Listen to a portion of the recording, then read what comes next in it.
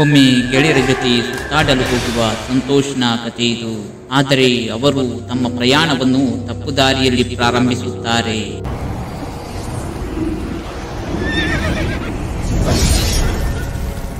ಪ್ರಿಯರೇ ನಮಸ್ಕಾರ. ಚಾನಲ್ಗೆ ಸಬ್ಸ್ಕ್ರೈಬ್ ಮಾಡಿಲ್ಲ ಅಂದ್ರೆ ಸಬ್ಸ್ಕ್ರೈಬ್ ಮಾಡಿ. ಬನ್ನಿ ಕತೆ ಕೇಳೋಣ.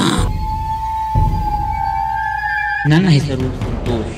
ನಾನು ಒಮ್ಮೆ ನನ್ನ ಸ್ನೇಹಿತರ ಜೊತೆ ಯಾವುದೋ ಒಂದು ಸ್ಥಳಕ್ಕೆ ಹೋಗಿದ್ದೆ. ಒಟ್ಟು 4 ಗೆಳೆಯರು ಸುತ್ತಾಡಲು ಹೊರಟಿದ್ದೆವು. ನಾವು ಇಡೀ ದಿನ ಬಹಳಷ್ಟು ವಿನೋದದಿಂದ ಕಳೆಯುತ್ತೇವೆ. ನಾವು ಮನೆಗೆ ಹಿಂತಿರುಗುವಾಗ ಆಗಲೇ ತಡರಾತ್ರಿಯಾಗಿತ್ತು. ಮೊದಲಿನಿಂದಲೂ ರಾತ್ರಿ ಪ್ರಯಾಣ ನನಗೆ ಇಷ್ಟವಿರಲಿಲ್ಲ, ಏಕೆಂದರೆ ರಾತ್ರಿಯಲ್ಲಿ ನನಗೆ ತುಂಬಾ ಭಯವಾಗುತ್ತಿತ್ತು. ನನ್ನ ಮನೆ ನನ್ನ ಸ್ನೇಹಿತರ ಮನೆಯಿಂದ ಸಾಕಷ್ಟು ದೂರದಲ್ಲಿತ್ತು ಮತ್ತು ಅದು ಬೇರೆ ಮಳೆಯ ಸಮಯವಾಗಿತ್ತು.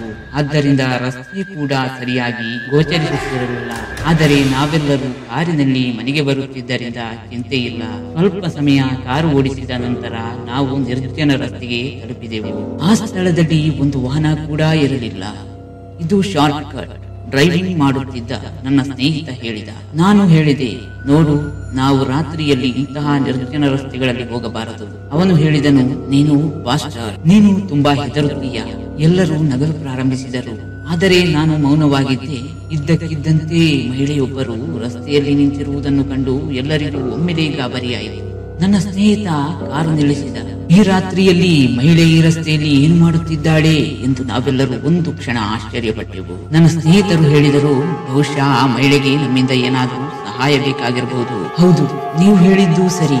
ಆದರೆ ನಾನು ಹೇಳಿದೆ, ಈ ರಾತ್ರಿಯ ಸಮಯದಲ್ಲಿ ಈ ನಿರ್ಜನ ರಸ್ತೆಯಲ್ಲಿ ಮಹಿಳೆ ಏನು ಮಾಡುತ್ತಿದ್ದಾಳೆ ಎಂದು ಊಹಿಸಿ ನನಗೆ ಏನೋ ತಪ್ಪಾಗಿದೆ ಅನ್ನಿಸುತ್ತಿದೆ. ರಾತ್ರಿಯಲ್ಲಿ ಈ ರೀತಿ ಜನರನ್ನು ದರೋಡೆ ಮಾಡುವ ಕಳ್ಳರ ತಂಡವಿರುತ್ತದೆ ಮತ್ತು ದರೋಡೆ ಮಾಡಿದ ನಂತರ ಅವರನ್ನು ಕೊಲ್ಲಲೂಬಹುದು. ಅರೆ, ಹೋಗಿ ಕೇಳೋಣ, ಬಹುಶಃ ಹತ್ತಿರದ ಹಳ್ಳಿಯಿಂದ ಯಾರಾದರೂ ಇರಬಹುದು. ನನ್ನ ಸ್ನೇಹಿತರೊಬ್ಬರು ಹೇಳಿದರು. ನನಗೆ ಮೊದಲೇ ಭಯವಾಗಿದ್ದ ಕಾರಣ ಸ್ನೇಹಿತರು ಹೇಳಿದ ಮಾತುಗಳನ್ನು ಕೇಳಿ ಮನಸ್ಸಿನೊಳಗೆ ಎಂದುಕೊಂಡೆ, ಈ ಸ್ನೇಹಿತರೆಂಬ ಪಾತಕಿಗಳ ಮೇಲೆ ನನಗೆ ಎಷ್ಟು ಕೋಪ ಬಂತು ಎಂದರೆ, ಕಾರಿನ ಎದುರು ನಿಂತಿರುವ ದರೋಡೆಕೋರ ಮಹಿಳೆ ಕೊಲ್ಲುವ ಮೊದಲು ಇವರನ್ನೆಲ್ಲ ನಾನೇ ಕೊಲ್ಲಬೇಕು. ಅವರು ಸತ್ತರೆ ನಾನು ಒಬ್ಬಂಟಿಯಾಗಿ ಬಿಡುತ್ತೇನೆ. ನನ್ನನ್ನು ಕಿಡಿಗೇಡಿಗಳು ಸಾಯಿಸುತ್ತಾರೆ. ನನ್ನ ಸ್ನೇಹಿತ ಆ ಮಹಿಳೆಯ ಬಳಿ ಕಾರನ್ನು ನಿಲ್ಲಿಸಿ, ನಿಮಗೆ ಏನಾದರೂ ಸಹಾಯ ಬೇಕೇ ಎಂದು ಕೇಳುತ್ತಾನೆ.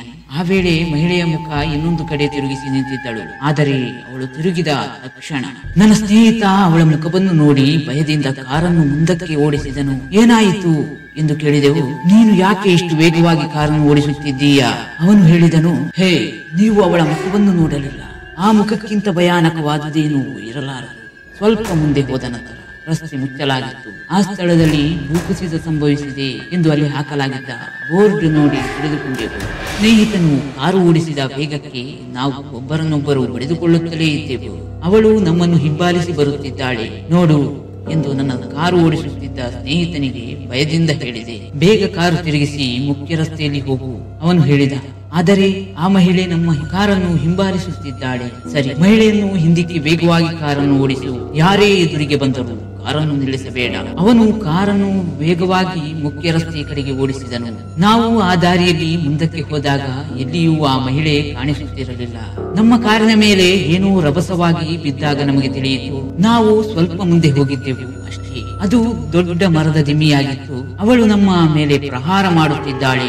ಯಾವುದೇ ಕಾರಣಕ್ಕೂ ಕಾರನ್ನು ನಿಲ್ಲಿಸಬೇಡ, ವೇಗವಾಗಿ ಓಡಿಸು ಎಂದು ನಾನು ಹೇಳಿದೆ. ಮರದ ದಿಮ್ಮಿ ವೇಗವಾಗಿ ಬಿದ್ದ ರಭಸಕ್ಕೆ ಕಾರು ಅರೆಕ್ಷಣ ನಿಂತಿತು. ಅಷ್ಟರಲ್ಲಿ ಆ ಮಹಿಳೆ ನಮ್ಮ ಮುಂದೆ ನಿಂತಿದ್ದಳು. ಈಗ ಅವಳು ಕೋಪದಲ್ಲಿ ನಮ್ಮನ್ನೇ ನೋಡುತ್ತಿದ್ದಳು. ಅವಳ ಮುಖವನ್ನು ನೋಡಿದೆವು. ಅವಳ ಮುಖ ತುಂಬಾ ಭಯಾನಕವಾಗಿತ್ತು. ಅವಳು ತನ್ನ ತಲೆಯನ್ನು ಬೇರ್ಪಡಿಸಿ ನಮ್ಮ ಕಾರಿನ ಮೇಲೆ ತನ್ನ ತಲೆಯನ್ನು ಎಸೆದಳು. ಅಷ್ಟರಲ್ಲಿ ನಿಂತಿದ್ದ ಕಾರು ಹೇಗೆಯೋ ಸ್ಟಾರ್ಟ್ ಆಯಿತು. ನಾನು ನನ್ನ ಸ್ನೇಹಿತನಲ್ಲಿ ಕಾರನ್ನು ವೇಗವಾಗಿ ಓಡಿಸಲು ಹೇಳಿದೆ. ಶಿರಶ್ಛೇದಿತ ಮಹಿಳೆ ಅತ್ಯಂತ ವೇಗವಾಗಿ ನಮ್ಮನ್ನು ಹಿಂಬಾಲಿಸುತ್ತಿದ್ದುದನ್ನು ನಾವು ಹಿಂತಿರುಗಿ ನೋಡಿದೆವು. ಆದರೆ ಹೇಗೋ ಮುಖ್ಯ ಹೆದ್ದಾರಿ ತಲುಪಿ ಹಿಂತಿರುಗಿ ನೋಡಿದೆವು. ಆದರೆ ಅಲ್ಲಿ ಯಾರೂ ಇರಲಿಲ್ಲ.